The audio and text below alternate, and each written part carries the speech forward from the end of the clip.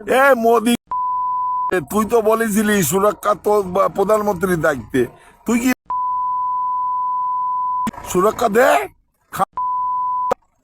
ভারতবর্ষের যতগুলো দুর্ঘটনা ঘটেছে তোর আমলে, মাথা এগুলো দে।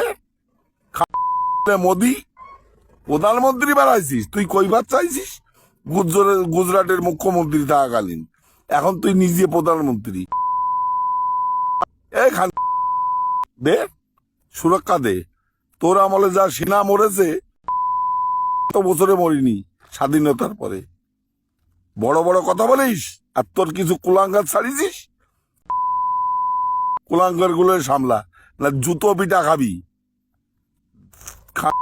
পাকিস্তানের চর, পাকিস্তানের দালাল। দেখলেন ফেসবুক পোস্টে আমরাও দেখলাম গোপালনগর থানার অন্তর্গত আকাইপুরে বাড়ি, যে এত কুরুচিকর মন্তব্য একজন ভারতবর্ষের প্রধানমন্ত্রীর নামে করেছেন। এটা একজন ভারতবর্ষের নাগরিক হিসেবে এটা লজ্জা।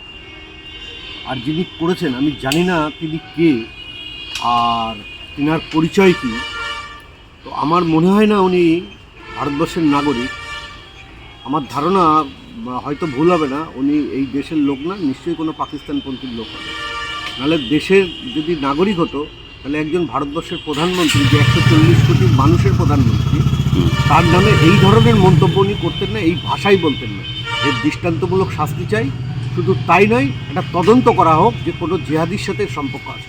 ওই কি কোনো দলের কর্মী বলে মনে হচ্ছে? তৃণমূল বা দেখুন, এখন কোন দলের, তৃণমূলের হওয়াটা স্বাভাবিক, কারণ এই রুচি তৃণমূল ছাড়া আর কারোর হতে পারে না। এই রুচি তৃণমূল ছাড়া কারোর হতে পারে না। সবটাই তদন্ত সম্পর্ক। পুলিশ প্রশাসনকে বলবো যে আপনারা তদন্ত করে দৃষ্টান্তমূলক শাস্তি হয়, যে একজন ভারতবর্ষের নাগরিক ও একজন ভারতবর্ষের প্রধানমন্ত্রীর নামে এ বলার হিম্মত কী করে হয় তার। কেন করছেন? অভিযোগটা বলছি গতকাল আমরা ফেসবুকে দেখতে পেলাম আকাইপুরি বাসিন্দা দিলীপ রায় এবং তার বাবার নাম গৌর রায়। তিনি দেশের প্রধানমন্ত্রীর সম্বন্ধে অরুচিকর কথাবার্তা এবং তাকে যত রকম কিস্তি খামারি যা ভাবতেও আমার অবাক লাগে যে দেশের প্রধানমন্ত্রীর সম্বন্ধে এই বাজে কথা বলেছে। তার বিরুদ্ধে আমরা থানায় যাচ্ছি এবং তাকে এখনও পর্যন্ত অ্যারেস্ট কেন করা হলো না সেটাও আমরা থানার কাছে জবাব চাবো। কেন দেশের প্রধানমন্ত্রী আজকে আমরা শুধু আজকে থানায় লিখিতভাবে কমপ্লেন করব, তারপরে অ্যারেস্ট হবে, এটা কেন? দেশের প্রধানমন্ত্রী মানে আইসির প্রধানমন্ত্রী, এসপির প্রধানমন্ত্রী, এখনও কেন তাকে অ্যারেস্ট করা হলো না? অ্যারেস্ট না করে তাকে এখনও তাকে রেখে দেওয়া হয়েছে, এটাও আমরা থানায় কাছে জানতে চাইব।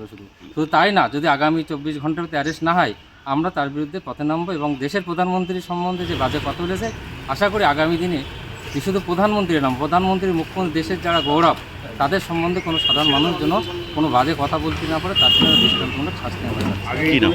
আমার নাম সমরেশ মণ্ডল, আমি গঙ্গাপুরের।